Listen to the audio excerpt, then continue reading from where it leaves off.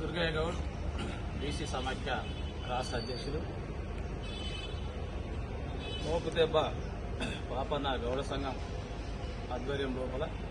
ఇదొక 8వ ఆవిర్భావ వేడుకల సందర్భంగా ఈ యొక్క సంఘం అధ్యక్షులైనటువంటి వీరస్వామి గౌడ్ గారు, అదేవిధంగా ప్రధాన కార్యదర్శి వలస సోమన్న గౌడ్ గారు ఈ నెల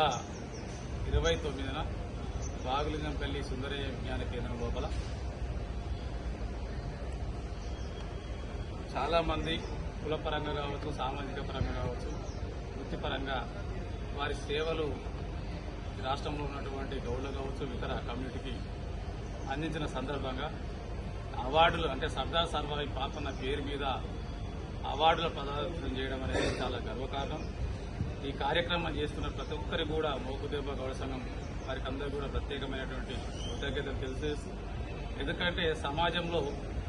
సేవా దృక్పథం అనేది చాలా అవసరం. వెనుకబడిన వర్గాలను ఒక తాటిపైకి తీసుకురావడం కానీ,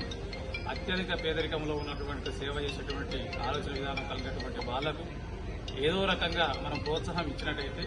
ఖచ్చితంగా వాళ్ళు భవిష్యత్తులో మరిన్ని కార్యక్రమాలు చేయడానికి అవకాశం ఉంటుంది. కాబట్టి అలాంటి వారిని వెలికి తీసేసి ఈ యొక్క సర్దార్ సర్వాయి పాపన్న బహుజన చక్రవర్తి సర్దార్ సర్వాయి పాపన్న పేరు మీద అవార్డులు ఇవ్వడం అనేది చాలా గొప్ప విషయం. ఈ సందర్భంగా గత వారం రోజులుగా గౌడ్లకు జరుగుతున్నటువంటి ఈ యొక్క వైన్ షాపులో 25% రిజర్వేషన్ అంశం అనేది తెరపైకి తీసుకొచ్చి రాష్ట్ర ప్రభుత్వం ఖచ్చితంగా ఏదైతే ఎన్నికల మేనిఫెస్టోలో పెట్టిందో ఖచ్చితంగా పెట్టినటువంటి సందర్భంగా 25% కాదు, అవసరం అనుకుంటే 50% రిజర్వేషన్ కూడా అడగడానికి ఈ రాష్ట్రంలో ఉన్నటువంటి గౌడ్లందరూ కూడా ఏకమై ఈరోజు రేపు ఉదయం మరి అంబేద్కర్ అంటే సచివాలయం రోడ్లో ఉన్నటువంటి చిన్న అంబేద్కర్ విగ్రహం దగ్గర నిరసన కార్యక్రమాన్ని అంటే వందలాది మంది ఆధ్వర్యంలో నిరసన కార్యక్రమం చేపడతా ఉన్నాం. ఖచ్చితంగా రాష్ట్ర వ్యాప్తంగా ఉన్నటువంటి వివిధ గౌడ సంఘాల నాయకులు, అదేవిధంగా ప్రతి ఒక్క అసోసియేషన్ మరి ఏదైతే ఉందో కార్మికులు అందరూ కూడా, వృత్తిదారులందరూ కూడా పెద్ద ఎత్తున పాల్గొని ఆ యొక్క కార్యక్రమాన్ని విజయవంతం చేయాలి. దాంట్లో భాగంగా మళ్లీ 28 తారీఖు నాడు చేరేటువంటి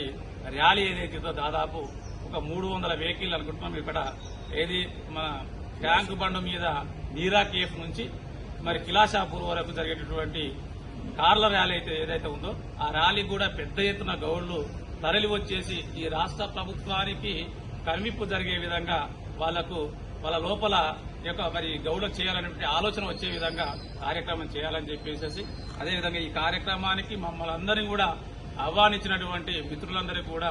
హృదయపూర్వక కృతజ్ఞతలు తెలియజేస్తూ ముగిస్తున్నాను. జై గౌడ, జై పాపన్న.